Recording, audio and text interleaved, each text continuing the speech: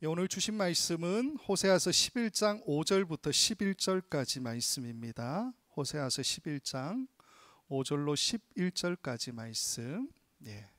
지난주와 마찬가지로 함께 교독하도록 하겠습니다. 한 절씩 제가 읽고 여러분 한 절 읽고 하도록 하겠습니다. 그들은 애굽 땅으로 되돌아가지 못하겠거늘 내게 돌아오기를 싫어하니 아수르 사람이 그 임금이 될 것이라. 칼이 그들의 성읍들을 치며 빗장을 깨뜨려 없이 하리니 이는 그들의 계책으로 말미암음이니라.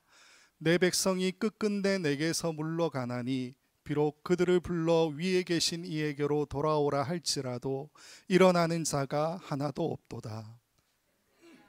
내가 어찌 너를 놓겠느냐? 이스라엘이여, 내가 어찌 너를 버리겠느냐?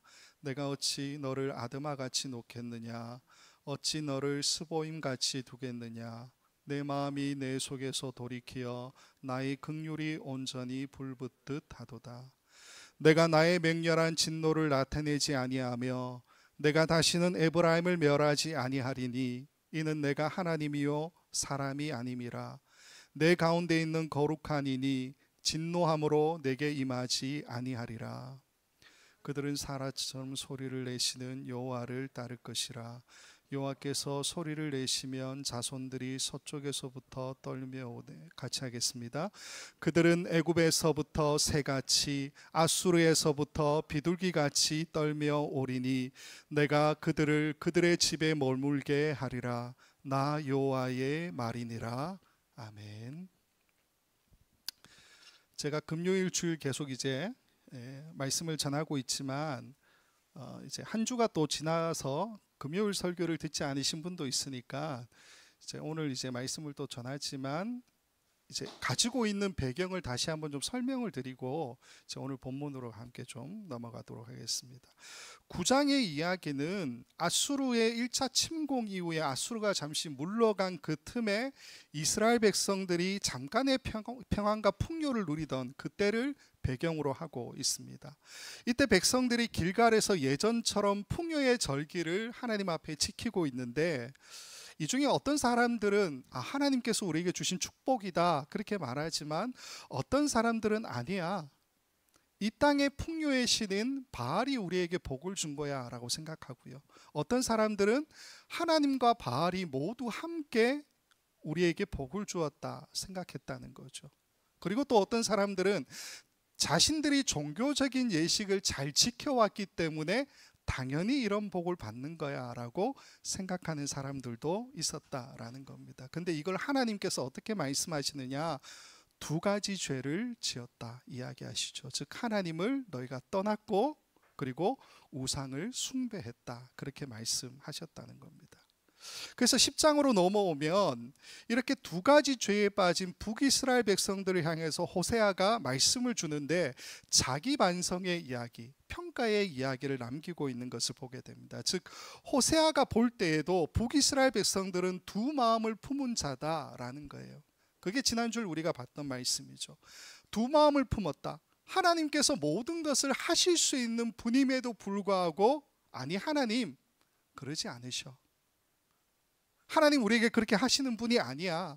하나님을 하나님으로 인정하지 않고 하나님을 떠나 우상에게로 간 자들이다라고 호세아가 북이스라엘 백성들을 보고 있다라는 겁니다. 그래서 호세아가 무슨 이야기를 하냐면 너희에게서 나와야 되는 정의와 공의가 무너졌다. 그것 때문에 너희가 심판을 받을 수밖에 없다라는 이야기를 하고 계시죠. 그리고 10장 뒷부분을 보면 하나님께서도 호세아의 그 이야기에 맞장구 치시면서 똑같은 반응을 하시는 것을 보게 됩니다. 근데 그 가운데에 12절 말씀을 보면, 말씀을 읽지 않을게요. 이 말씀을 보게 되면요, 하나님께서 북이스라엘 백성들에게 어떤 대안을 제시해 주시는 것을 보게 되지요. 심판의 말씀을 하시고 호세아의 이야기에 맞다라고 이야기하시지만 또 하나님께서 자신의 사랑하는 백성들을 위해서 이렇게 했으면 좋겠다 하는 이야기도 남겨주시더라라는 겁니다. 그게 너희는 내 정의를 심고 인내를 거두라. 그리고 너희는 묵은 땅을 기경하라 라는 말씀이지요. 곧 어떤 이야기입니까? 그들이 무너졌던 그 정의와 공의, 하나님 사랑과 이웃 사랑이라는 것을 다시 회복하라고, 그게 하나님의 뜻이라고 하나님께서 말씀해 주고 계시다라는 겁니다. 이스라엘 백성들이 이 말씀을 좀 잘 따라갔으면 좋겠는데 그러지 못하죠. 그래서 10장 마지막인 15절 말씀을 보면 하나님께서 이렇게 말씀하시는 것으로 끝이 납니다. 같이 읽을게요. 시작. 너희의 큰 악으로 말미암아 베델이 이같이 너희에게 행하리니 이스라엘 왕이 새벽에 정령 망하리로다. 정령 망하리로다. 이게 하나님께서 보시는 북이스라엘의 마지막이라는 거예요. 정령 망하리로다. 북이스라엘의 역사가 여기서 끝나는 것이 분명히 맞죠. 근데 호세아서는 여기서 끝나지 않습니다. 11장부터 14장의 이야기를 계속 남겨주고 있죠. 따라서 우리는 이 10장 마지막 15절에서 하나님께서 정령 망하리로다 라고 말씀하셨지만 그 이후로도 하나님과 호세아가 우리에게 들려줄 이야기가 있다라는 것을 분명히 기억해야 된다라는 겁니다. 이제 그 말씀을 함께 보겠다라는 거죠. 단락을 좀 나누어서 말씀을 드리면 11장부터 12장 6절까지는 네 단락으로 좀 나누어집니다. 보시면 아시겠지만 전체적으로 메시지 자체가 좀 많이 변했다라는 것을 우리가 알 수가 있죠. 오늘은 이 가운데서 11장 1절부터 11절까지의 말씀만 좀 살펴보도록 하겠습니다. 지난 금요일에 했던 이야기를 잠깐 좀 언급하면요, 1절부터 4절까지만 함께 보았습니다. 이 중에 1절과 2절 말씀만 저희가 함께 좀 읽을게요. 1절 2절 말씀 시작. 이스라엘이 어렸을 때 내가 사랑하여 내 아들을 애굽에서 불러냈거늘 선지자들이 그를 부를수록 그들은 점점 멀리하고 바알들에게 제사하며 아로 새긴 우상 앞에서 분향하였느니라. 자, 이 1절과 2절 말씀은 금요일에 말씀을 드렸지만 우리가 잊고 살아가는 것들에 대해서 분명히 이야기하고 있죠. 어떤 이야기입니까? 2절 말씀을 보면 우리는 철저하게 죄인일 수밖에 없다라는 것을 하나님께서 말씀하시죠. 그럼 1절에서는 어떤 이야기를 하고 있습니까?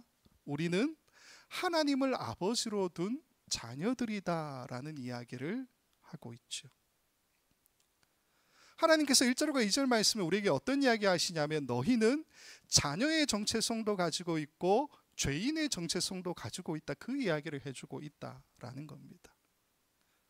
이 두 가지 정체성이 사실 우리가 이 땅을 살아갈 때에 필요한 정체성 아니겠습니까? 근데 일상이 지속되면 점점 흐릿해지죠. 우리의 정체성이라고 하는 것을 매 순간 매일매일 느끼며 살아가지 못하지 않습니까? 그래서 오늘 본문으로 돌아와서 5절부터 7절 말씀에 하나님께서 이렇게 말씀하십니다. 같이 읽을게요. 시작. 그들은 애굽 땅으로 되돌아가지 못하겠거늘 내게 돌아오기를 싫어하니 아수르 사람이 그 임금이 될 것이라. 칼이 그들의 성읍들을 치며 빗장을 깨뜨려 없이 하리니 이는 그들의 계책으로 말미암음이니라. 내 백성이 끝끝내 내게서 물러가나니 비록 그들을 불러 위에 계신 이에게로 돌아오라 할지라도 일어나는 자가 하나도 없도다. 5절부터 7절까지 말씀은 3절과 4절 말씀과 서로 대비가 됩니다. 반대되는 이야기를 하고 있어요. 3절 4절 말씀은 어떤 이야기냐? 그러나 내가 에브라임에게 걸음을 가르치고 내 팔로 안았음에도 내가 그들을 고치는 줄을 그들은 알지 못하였도다.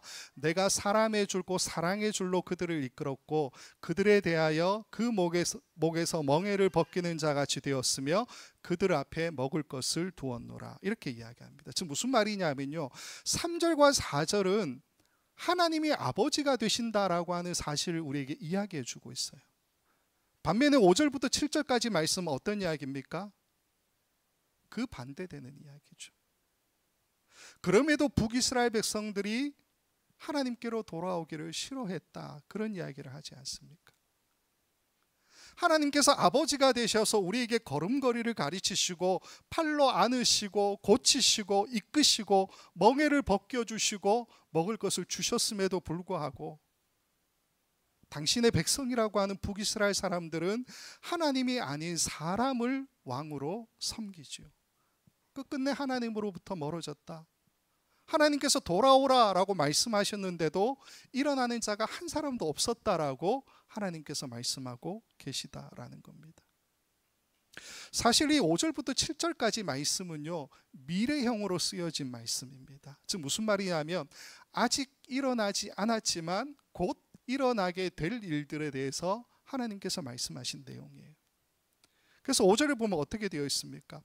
북이스라엘 백성들이 하나님을 외면하고 애굽을 의지하지만 결국에는 아수르의 유배로 잡혀가서 노역을 감당하는 노예가 될 거다, 그런 이야기를 해주고 계시죠. 6절 말씀은 북이스라엘의 마지막 왕이었던 호세아가 계책을 꾸미죠. 계책이 뭡니까? 애굽에게 원조를 요청하는 거죠. 그러나 그것 때문에 도시가 파괴되고 나라가 멸망하게 될 거야 라는 이야기를 하고 계십니다. 7절을 보면은 그런 결과를 맞이했음에도 불구하고 북이스라엘 백성들이 끝내 하나님을 떠났다. 심지어 하나님이 부르심에도 불구하고 아무도 응답하지 않을 것이다 라는 이야기, 돌아오는 자가 없을 거야, 그 말씀을 해주고 계시다라는 겁니다. 이 5절에서 7절까지의 말씀은 사실 우리의 본성하고 연관이 된 이야기죠. 나의 본성. 우리의 본성이 뭡니까? 하나님의 뜻대로 살고 하나님 말씀에 순종하는 것이 우리의 본성인가요? 아니죠. 반대죠. 우리가 하나님으로부터 멀어지고 싶어하는 그 마음이 우리의 본성 아닙니까? 그 이야기는 창세기부터 계속 나와요. 창세기 3장에 보면 아담과 하와가 하나님이 따먹지 마라 라고 했던 선악을 알게 하는 나무 열매를 따먹게 되죠. 4장에 가면 가인이 아벨을 쳐 죽인 이야기가 나오고요. 6장에 가면 사람이 땅 위에 번성하게 되는데 동시에 사람의 죄악도 세상에 가득했다라고 말씀하고 있습니다. 11장으로 가면은 노아의 홍수 사건 이후에 사람들이 흩어짐을 면하려고 어떤 일을 합니까? 바벨탑을 세웠다, 그렇게 이야기하죠. 창세기 11장까지 이야기했지만 모든 굵직한 사건들이 다 죄를 통해서 끊임없이 하나님으로부터 멀어지려고 하는 인간의 본성을 분명히 보여주고 있죠. 그 이후에 창세기 이야기도 다 마찬가지입니다. 출애굽기도 마찬가지고 여호수아서도 마찬가지고. 우리는 우리의 본성을 거슬르면서 살아가는 것이 결코 쉽지가 않죠. 예전에 목사님 설교할 때 말씀하신 것처럼 우리가 우리의 본성만 거스르고 살아도 나름 괜찮은 인생 아니겠습니까? 근데 이게 안 쉽다라는 겁니다. 오늘 본문으로 이야기해 드릴까요? 북이스라엘 백성들도 나중에 나라가 흔적조차 없어지게 그렇게 멸망을 당하죠. 사람들이 흩어지고 포로로 잡혀가고, 그럼에도 불구하고 돌아서지 않죠.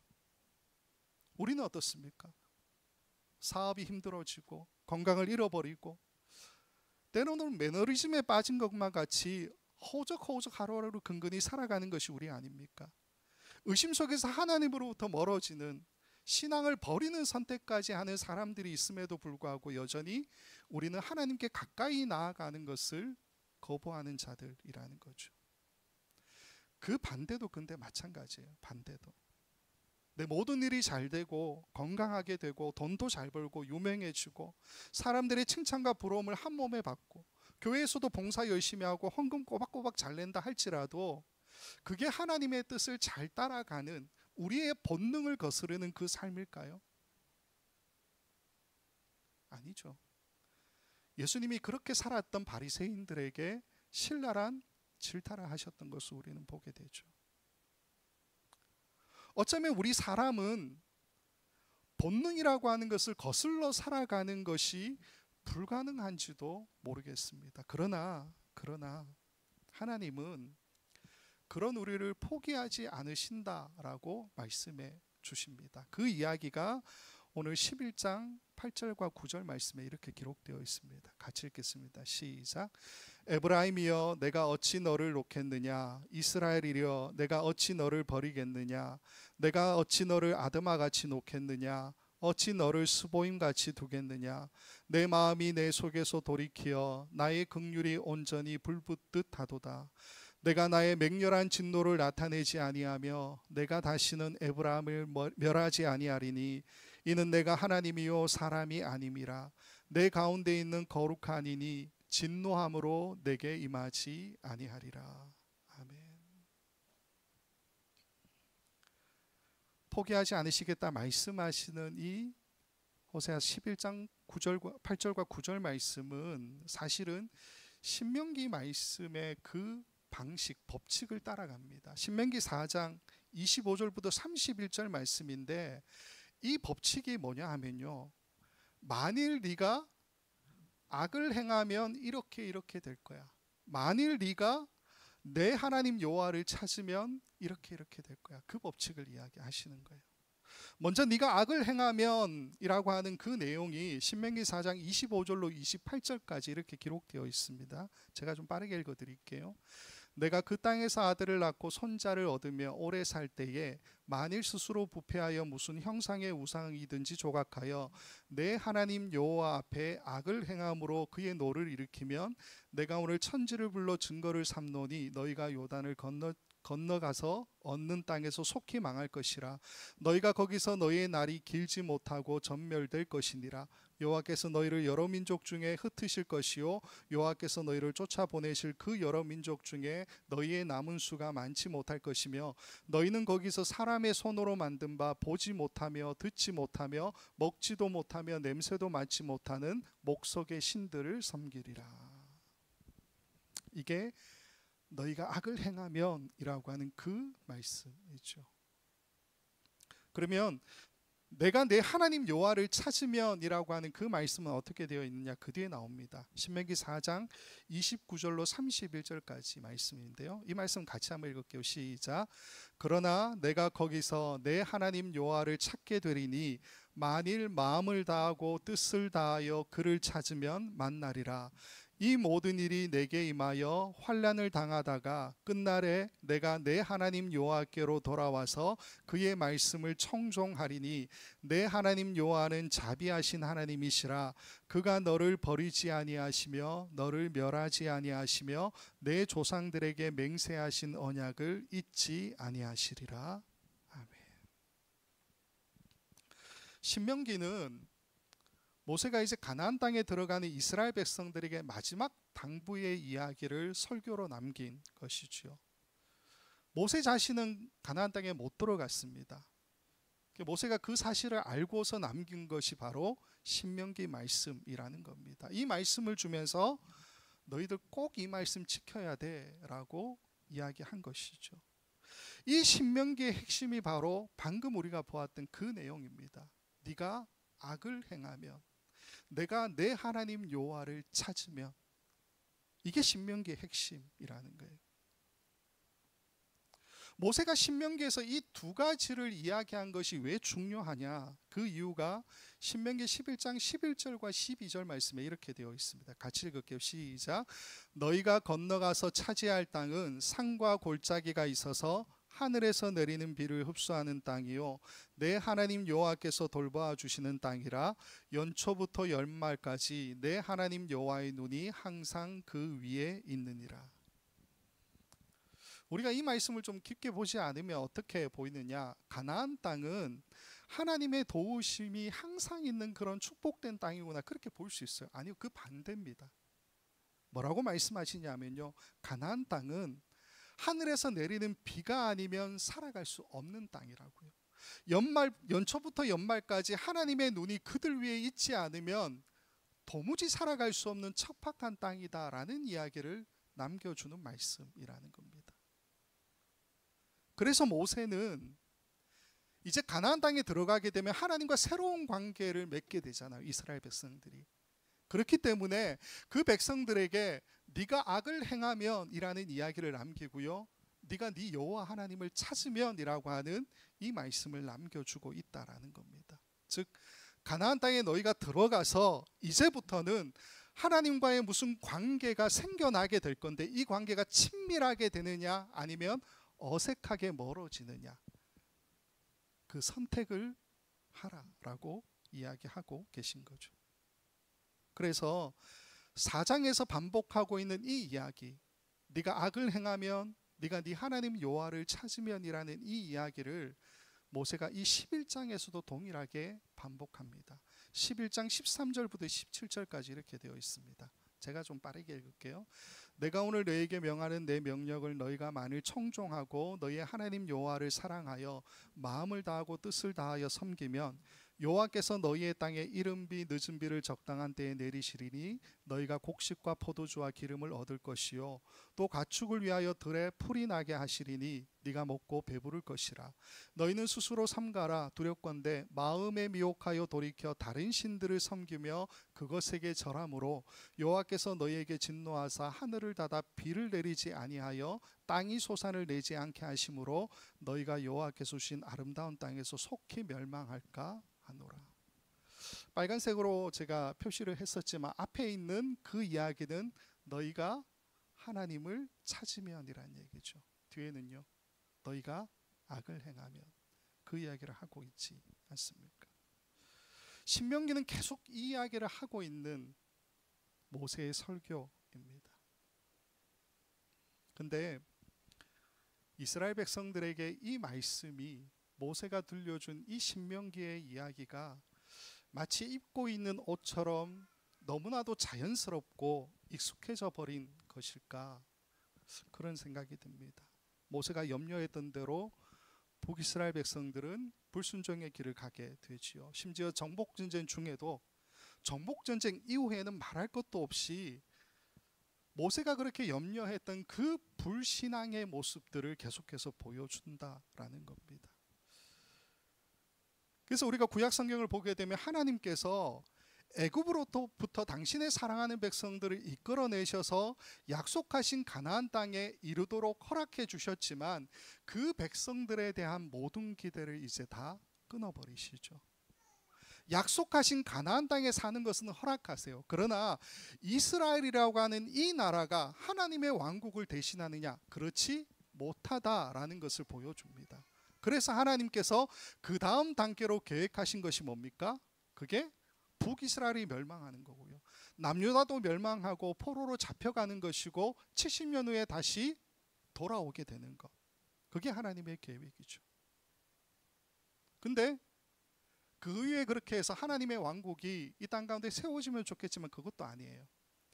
그 이후의 역사를 보면 약 400년 동안 하나님께서 침묵하시는 기간이 있지 않습니까? 이걸 우리는 신구약 중간사 이렇게 부르죠. 우리는 이 신구약 중간사가 하나님이 침묵하신 기간이다라고 생각하지만 사실 그렇지 않아요. 위경이나 외경 같은 것들이 이 시기에 나오는데 우리는 그러한 이제 이야기들을 성경 말씀, 정경이라고 인정하지 않죠. 그래서 우리에게는 하나님이 침묵하신 기간이다라고 보는 겁니다. 근데 역사를 보면요, 이 400년의 시간이 세상의 제국이 3-4번 바뀌는 굉장히 요동치는 시간을 보냈다는 것을 우리는 알 수가 있죠. 이 시간들이 지나고 난 다음에 하나님의 모든 계획의 정점이신 예수 그리스도가 이 땅에 오시는 것 아닙니까? 사람들이 기대했지 않았던 그 장소에 생각지도 못했던 그 방식으로 근본적인 우리의 죄, 아까 말했던 것처럼 우리의 본성의 그 문제를 해결하기 위해서 예수님께서 이 땅에 오셨다라는 겁니다.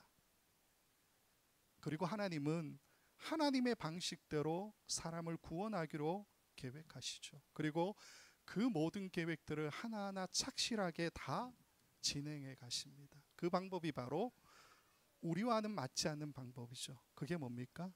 십자가의 죽음과 부활이라는 거죠. 멀리 갔지만 오늘 본문에 있는 배경만으로 한번 설명을 드릴게요.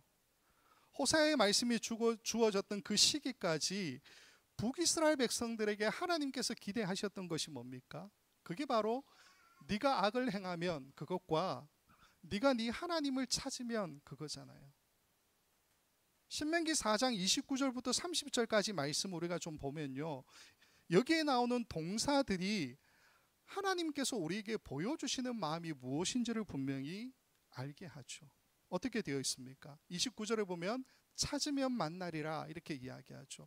30절을 보면은 하나님 여호와께로 돌아와서 그의 말씀을 청종하리니 이렇게 하시죠. 왜 하나님께서 찾고 돌아와서 청종하라라고 우리에게 말씀하십니까? 하나님 그 다음에 어떻게 하시려고요? 그 이야기가 우리가 방금 보았던 오늘 본문 호세아서 11장 8절과 9절 말씀이라는 겁니다. 8절과 9절 말씀 뭐라고 이야기합니까? 내가 너를 놓겠느냐? 내가 너를 버리겠느냐? 내 속에서 내 마음이 돌이켜서 나의 긍휼이 온전히 불붙는 듯하도다. 내가 다시는 너희를 멸하지 않겠다. 내 진노함으로 내게 임하지 않겠다. 그게 하나님의 말씀이라는 거죠. 그런 생각이 좀 들어요. 설교 준비하다가 하나님이 좀 단순하신 건 아닐까 하는 생각이 좀 들었습니다. 이게 좀 이제 하나님께 어울리지 않는 단어라는 거는 잘 알고 있지만 하나님 생각보다 좀 단순하신 것 같아요. 그게 무슨 말이냐면요, 찾고 돌아와서 청종하면 이게 뭐냐면 어떤 인간의 의지가 반영된 행동들을 하기만 하면 하나님께서 어떻게 하신다고요? 당신의 마음을 움직이시겠다, 그렇게 말씀하시죠. 그 이야기가 바로 내가 너를 놓지 않겠다, 너를 버리지 않겠다, 진노를 나타내지 않으며 멸하지 않겠다, 그 말씀 아닙니까? 조금만 더 볼게요. 8절을 보면 내가 어찌 너를 아드마같이 놓겠느냐, 어찌 너를 스보임같이 두겠느냐라는 말씀이 나오지요. 여기에 아드마와 스보임은 아브라함과 노세의 이야기가 진행되고 있는 창세기 14장을 그 배경으로 하는 이야기입니다. 창세기 14장을 보면요, 5개의 도시라고 이야기할지 도시국가라고 이야기할 좀 애매하지만 도시국가라고 이야기할게요. 이 5개의 도시국가가 소돔과 고모라, 아드마, 스보임, 소알인데요, 이 도시국가들이 엘람 왕 그돌라 오멜에게 대적해서 전쟁을 일으키게 됩니다. 그 이야기가 14장 8절 9절에 이렇게 기록되어 있습니다. 소돔 왕과 고모라 왕과 아드마 왕과 스보임 왕과 벨라고 소알 왕이 나와서 시딤 골짜기에서 그들과 전쟁을 하기 위하여 진을 쳤더니 엘람 왕 그돌라 오멜과 고임 왕 디달과 시날 왕 아브라멜과 엘라살 왕 아리옥 네 왕이 곧 그 5 왕과 맞서니라. 이 전쟁으로 어떤 결과가 생겨나느냐, 소돔과 고모라, 아드마와 스보임 그리고 소알이 패하게 됩니다. 그리고 소돔과 고모라의 이야기는 창세기 19장으로 가면 또 나와요. 말씀 보지 않겠지만 그 19장의 말씀이 뭐냐면 소돔과 고모라가 하나님의 진노로, 즉 하늘에서부터 오는 여호와께로부터 오는 유황과 불로 멸망당하는 이야기가 거기에 나와 있죠. 그래서 오늘 본문에서 아드마와 스보임이라고 하는 것은 어떤 이야기를 하고 있느냐면요, 엘람 왕 그돌라 오멜에게 함께 대적을 했던 그 소돔과 고모라의 길을 따라갔던 도시국가들, 그렇게 이야기하면 됩니다. 그래서 오늘 본문 8절에 내가 어찌 너를 아드마같이 놓겠느냐, 어찌 너를 스보임같이 두겠느냐라고 하신 이 말씀은 우리가 어떻게 해석해야 되느냐 하면요, 소돔과 고모라가 자신의 죄로 인해서 하나님의 진노인 벌을 받게 되죠. 멸망당하지 않습니까? 그것과 마찬가지로 소돔과 고모라의 길을 따라가고 있는 이 아드마와 스보임도 동일한 결과를 맞이하는 것이 당연한데 하나님 뭐라고 말씀하신다고요? 내가 그 아드마를, 그 스보임을 놓아두겠느냐, 그 말씀을 해주시는 이야기라는 겁니다. 그렇죠. 사실 우리가 우리 죄대로 하나님의 심판을 받는다라고 생각하면 우리 중에 살아남을 사람이 과연 누가 있겠습니까? 하늘에서 떨어지는 유황과 불이 아니라 그보다 더한 것을 받을 수도 있겠죠. 성경도 분명히 이야기하지 않습니까? 죄의 삭은 사망이다. 하나만 더 볼게요. 8절 맨 끝에 보면 이런 말씀이 있어요. 나의 긍휼이 온전히 불붙듯 하도다. 하나님의 마음이 이렇다라는 것을 이야기하시는데 원어로 보면 3 단어로 되어 있습니다. 야하드, 카마르, 니훔이에요. 야하드, 카마르, 니훔인데 니훔이라는 이 단어가 우리 성경에는 긍휼이라고 번역되어 있지만 원래는 위로, 동정 이런 뜻을 가지고 있고요. 맨 앞에 야하드라고 하는 이 단어는 우리 성경이 온전히라고 번역하지만 원래 뜻은 뭐냐면 온전히는 의미적으로 맞아요. 근데 원래 뜻은 결합, 연합, 함께, 모두 합쳐서 전체적으로 이런 뜻을 가지고 있습니다. 카마르라고 하는 단어는 불붙듯 하도다 이렇게 번역이 되어 있는데 비슷해요. 불타다, 뜨거워지다, 감정적으로 격하게 동요되다 이런 뜻을 가지고 있습니다. 그래서 나의 긍휼이 온전히 불붙듯 하도다 의미가 전달이 되죠. 그러나 조금 더 말씀을 드리면 하나님께서 가지고 계신 모든 위로와 동정을 그 마음 안에 하나로 다 합치셔서 하나님의 마음이 막 격정적으로 동요되고 있다는 거예요. 불이 붙는다 그 얘기를 하고 있습니다. 죄 때문에 우리를 미워하시는 것 같지만 그게 아니라고요. 하나님 우리를 생각하시는 마음이 이와 같다는 겁니다. 격정적으로 불이 붙는 것처럼 우리를 불쌍하게 여기신다, 사랑하신다라고 말씀해 주고 있는 이야기라는 겁니다. 그렇죠. 하나님이 우리보다 우리 자신을 더 간절하게, 더 뜨겁게 갈망하시는 분 아닙니까? 애써 우리는 우리 자신을 부인할 때가 많잖아요. 근데 하나님이 우리를 부인하십니까?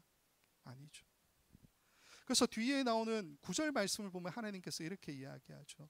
내가 나의 맹렬한 진노를 나타내지 아니하며 내가 다시는 에브라임을 멸하지 아니하리니 이는 내가 하나님이요 사람이 아님이라 내 가운데 있는 거룩하니니 진노함으로 내게 임하지 아니하리라.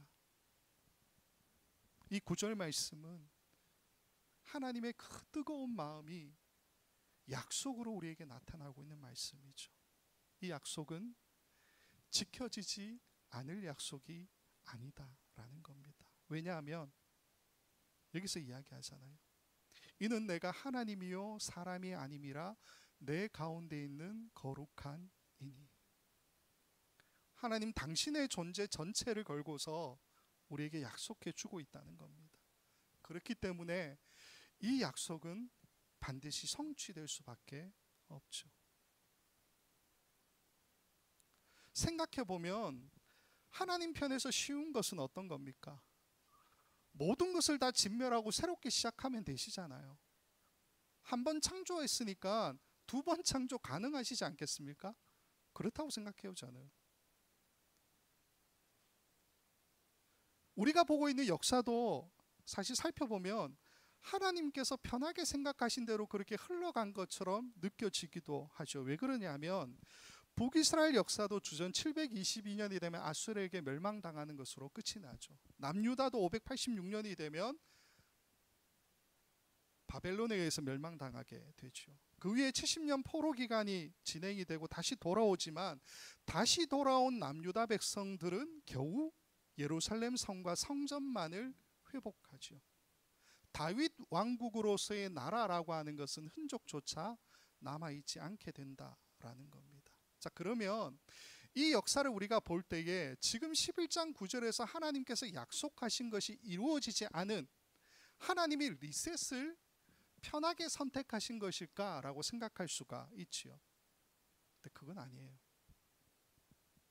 역사가 그렇게 흘러온 것이 사실이지만 우리는 그렇게 생각하면 안 됩니다.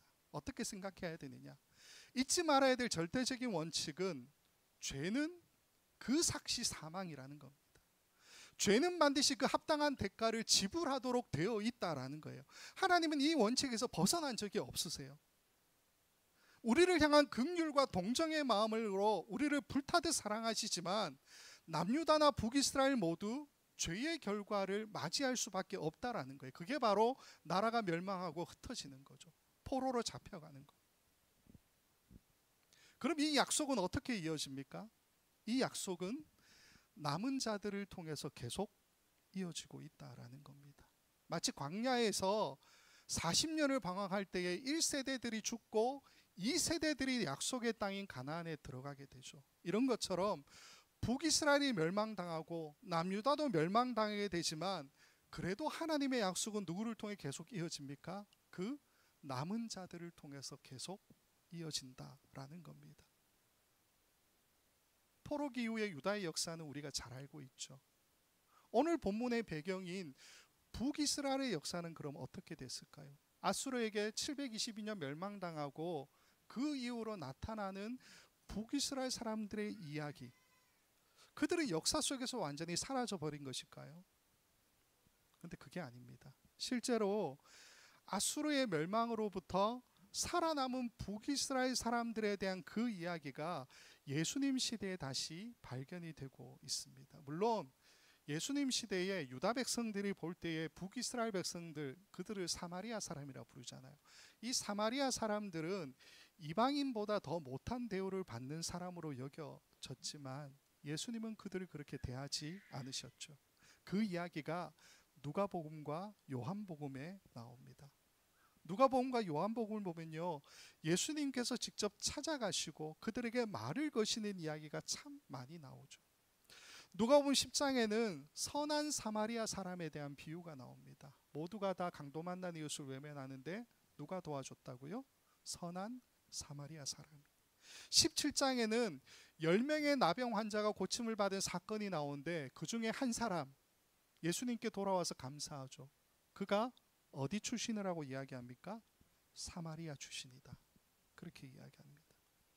요한복음 4장은 전체가 54절인데 그 가운데 42절 분량이 예수님께서 사마리아에 있는 수가성에 가셔서 거기 있는 여인을 만나시고 그 성에 있는 사람들을 만나시는 이야기로 할애되어져 있는 것을 보게 됩니다. 요한복음 8장을 보면요, 심지어 유대인들이 예수님을 어떻게 부르느냐? 사마리아 사람 이렇게 불러요. 이것만 볼게요. 요한복음 8장 48절 이렇게 되어 있습니다. 같이 읽을게요. 시작. 유대인들이 대답하여 이르되 우리가 너를 사마리아 사람이라 또는 귀신이 들렸다 하는 말이 옳지 아니하냐. 방금 살펴본 것처럼 북이스라엘 사람들의 삶의 흔적들은 주전 722년의 끝으로 더 이상 성경에 나타나지 않는 게 아닙니다. 나라는 그렇게 망했지만 약 750년이 흐른 예수님 시대에 그들의 흔적이 나타나 있죠. 하나님께서 말씀하신 그 희망의 메시지는 남은 자들에게 주는 메시지라는 겁니다. 그 말씀이 오늘 9절에서 이야기하는 것처럼 내가 다시는 에브라임을 멸하지 않을 거야 라고 말씀하시는 내용이라는 거죠. 호세아서에 회복에 대한 이야기가 여기만 있는 것은 분명히 아닙니다. 말씀은 읽지 않겠지만 보여드리면요, 호세아서 1장 1절과 10절에 기록되어 있는 말씀도 있고요, 2장 14절부터 23절까지 말씀에도 기록이 되어 있는데 이건 세 단락으로 제가 나누어서 보여드릴게요. 그 다음, 또 그 다음 나중에 한번 읽어보세요. 그리고 호세아서 3장 4절과 5절에 보면은 또 동일한 메시지가 있는 것을 보게 됩니다. 6장 2절에도 이 말씀이 있습니다. 즉 희망이나 소망을 주는 말씀이 호세아서에 없는 게 아니에요. 근데 특징이 뭐냐 하면 대부분이 희망과 소망을 주는 메시지가 다 호세아서 전반부에 기록이 되어 있죠. 6장까지. 오늘 11장에 기록된 이 이야기, 똑같이 동일한 소망을 주는, 희망을 주는 말씀인데 이 이야기는 1장부터 6장까지의 이야기 되어졌던 그 희망과 소망에 대한 말씀, 하나님 주신 그 말씀을 함축적으로 정리해주는 엑기스 같은 말씀이라는 겁니다. 그래서 이 11장을 저는 하나님의 진짜 속마음이 드러나고 있는 말씀이라고 봅니다. 하나님의 진짜 속마음이 뭡니까? 다 쓸어버리고 다 진멸하고 리셋, 그게 아니죠. 9절 말씀처럼 내가 나의 맹렬한 진노를 나타내지 아니하며 내가 다시는 에브라임을 멸하지 않을 것이다 라는 소망을 주시는, 그게 하나님의 마음이라는 겁니다. 호세아가 진짜 하나님의 속마음을 듣고서 마음이 흥분돼요. 그래서 어떤 이야기를 남기느냐, 10절부터 11절 앞부분에 이렇게 이야기합니다. 같이 한번 읽을게요. 세 번역으로 시작. 주님께서 사자처럼 부르짖으신다. 이스라엘 사람들이 주님의 뒤를 따라 진군한다. 주님께서 친히 소리치실 때에 그의 아들 딸들이 서쪽에서 날개치며 빨리 날아올 것이다. 이집트 땅에서 참새 떼처럼 빨리 날아오고 아시리아 땅에서 비둘기처럼 날아올 것이다. 하나님께서 당신의 사랑하는 백성들을 다 불러 모으시는데 그 남은 자들이 그렇게 돌아오게 될 거다라는 이야기를 하죠. 그리고 호세아 이 외침에 대해서 하나님께서 반응하시는 이야기가 11장 11절 뒷부분에 이렇게 되어 있습니다. 내가 그들을 그들의 집에 머물게 하리라. 나 여호와의 말이니라. 내가 끝내 그들을 고향집으로 돌아오게 하겠다. 나 주의 말이다. 여기서 집으로 번역된 이 단어가, 집이라는 단어가 바트인데요. 70인역 성경을 보게 되면 이 단어를 오이코스로 번역하고 있습니다. 오이코스, 집 잘 아시죠? 로마서 16장 5절이나 고린도전서 16장 19절, 빌레몬서 1장 2절의 말씀을 보면요, 집에 있는 교회라고 이야기해요. 그 집이 바로 오이코스고요. 디모데전서 3장 15절 말씀을 보면 이 집은 하나님의 교회요, 이렇게 이야기하고 있습니다. 그때 집도 오이코스라는 단어를 써요. 그래서 이 말씀은 내가 그들을 그들의 집에 머물게 하겠다라고 하는 이 말씀은 어떤 이야기입니까? 하나님의 공동체, 하나님의 약속이 실현될 교회, 당신의 백성들을 거기로 불러 모으겠다. 거기로 돌아오게 하겠다. 그게 하나님의 계획이라고 말씀해 주고 계시다는 겁니다. 말씀을 맺겠습니다. 사랑하는 여러분, 죄인이었던 우리가 소망 없이 살아갔던 그 삶 가운데에 복음이 우리에게 찾아왔던 그 시간들을 여러분은 기억하고 계십니까? 하나님이 우리 삶에 정말 격정적으로 다가왔던 그때가 기억나십니까? 우리는 어쩌면 그 모든 것들을 다 잊어버리고 하루하루 의미 없이 살아가고 있는 것은 아닙니까? 개인적인 이야기를 잠깐 좀 드릴게요. 설교 때 자꾸 개인적인 이야기 하지 말라는데 제가 딴 얘기를 몰라서 그래요. 제 이야기밖에 모르니까. 저희 가정은 이제 아버지가 알코올 중독이셨기 때문에 그리 행복한 가정이 못 됐습니다. 경찰서에서 유명한 집, 하도 이제 사건 사고가 많아서요. 그런 집이었는데 제 어릴 때를 생각하면 행복하다 이런 생각보다 죽고 싶다 이 생각을 더 많이 했던 것 같아요. 어떻게 하면 안 아프고 죽을까? 어떻게 하면 우리 엄마 마음을 아프지 않게 하고서 내가 죽을까? 그 생각을 참 많이 하고 살았던 것 같습니다. 그러다가 지난 금요일 말씀을 드렸지만 중학교 2학년이 되어서 미션 스쿨로 진학하면서 교회를 다니기 시작했어요. 고등학교에 진학했는데 고등학교도 미션 스쿨이에요. 얼마나 좋은지요.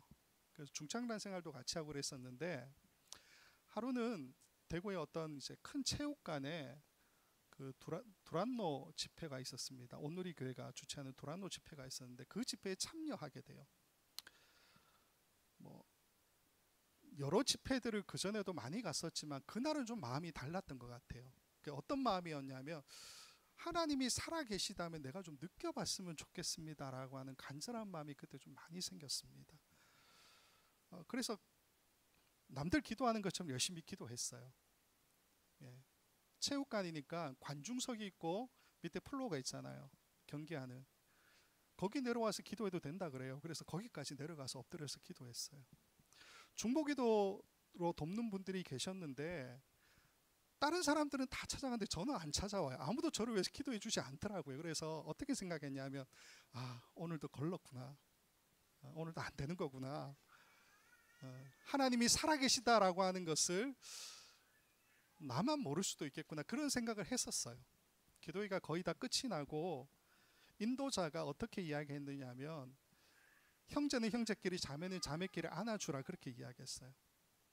어떤 형제가 다가와서 저를 안았는데 그 형제 키가 한 185 이상 됐던 것 같아요. 그리고 그 당시 유행했던 오리털 파카를 입고 있었는데 저를 탁 안았는데 제가 고등학교 때도 덩치는 꽤 있었거든요. 탁 안았는데 그때 그 기분을 잊을 수가 없습니다.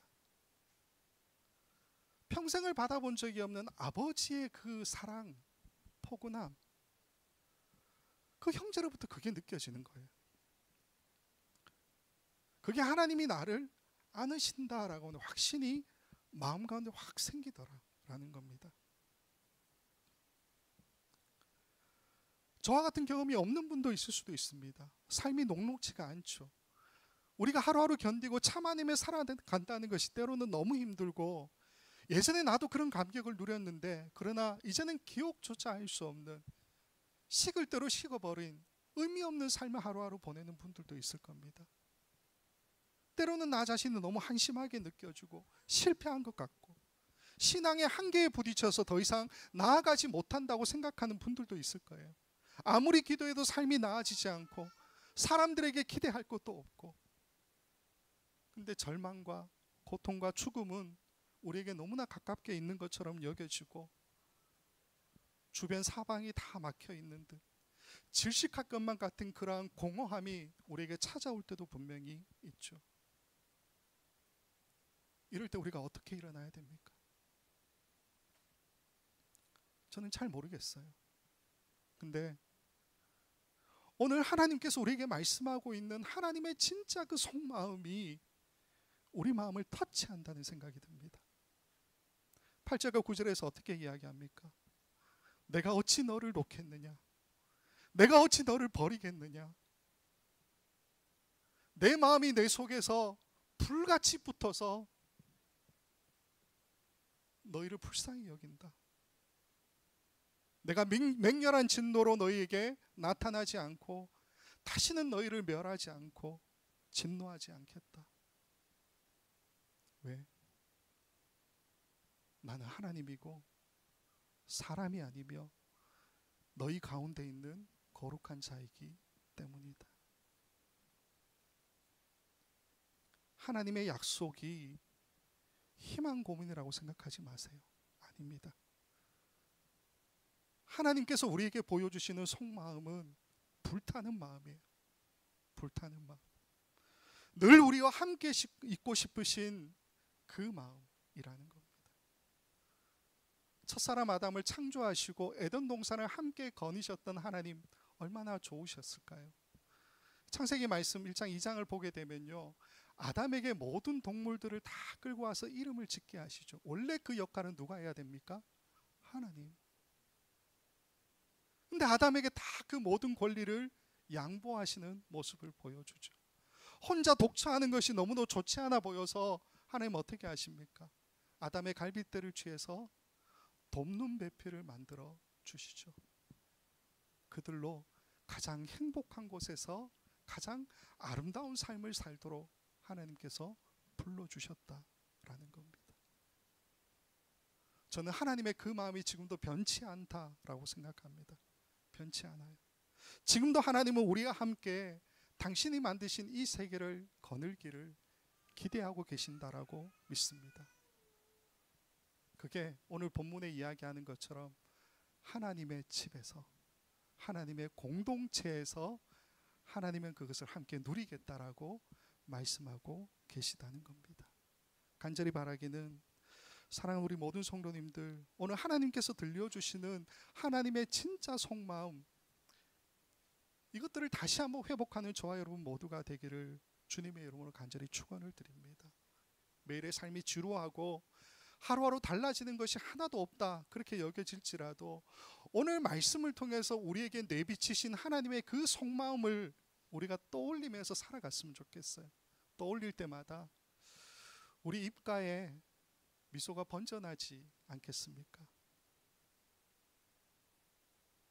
하나님께서 우리의 공동체를 통해서 당신의 약속을 이루실 것이다.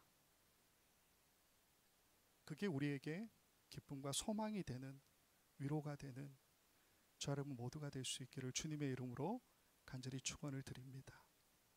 기도하겠습니다. 고마우신 아버지 하나님, 말씀을 통해 지금 현재 하나님께서 우리를 향한 당신의 마음이 무엇인지를 알게 하시니 감사드립니다. 그러나 아버지 하나님, 우리는 잊고 살아가는 것이 너무나도 많음을 고백합니다. 우리의 죄인된 정체성도 하나님의 자녀된 정체성도 다 잊어버리고 하루하루 살아가지만, 그럼에도 우리를 놓지 않으시겠다고 말씀하시는 하나님의 약속, 우리는 그것도 잊어버린 채 하루하루 의미 없이 살아감을 고백합니다. 격정적인 그 마음으로 우리에게 위로와 동정을 주시겠다, 내 마음이 불붙는다 말씀하시는 하나님, 우리가 그 마음을 모르고 외면했던 것을 용서하여 주시옵소서. 오늘 이 시간 우리 안에 우리를 향한 하나님의 진짜 속마음을 다시금 확인하고 회복하게 하여 주셔서 더디지만 우리의 삶의 의미를 찾아가고 신앙의 열정을 회복하며 하나님의 뜻을 향해 하루하루 나아가는 우리 모두가 될 수 있도록 인도하여 주시옵소서. 이 시간 우리들 가운데의 절망과 아픔과 실패와 두려움과 죽음과 질병과 불안의 위험 가운데 있는 분들을 위해서 기도합니다. 하나님 찾아가 주시고 만나 주시고 그 마음을 만져 주시옵소서. 첫사랑을 회복하듯 불붙는 하나님의 마음을 다시 확인하는 우리 모든 성도들 되게 하시고, 하나님과의 새로운 관계 안에 들어가는 축복된 사람들이 될 수 있도록 주께서 인도하여 주시옵소서. 우리의 공동체가 특별히 약속을 이루실 공동체가 되게 하셔서 이곳을 찾아오는 모든 사람들이 하나님과의 관계가 회복되게 하시고 믿음 안에서 날마다 승리하는 삶을 살아갈 수 있도록 주께서 허락하여 주시옵소서. 감사하고 예수 그리스도의 이름으로 기도하옵나이다. 아멘.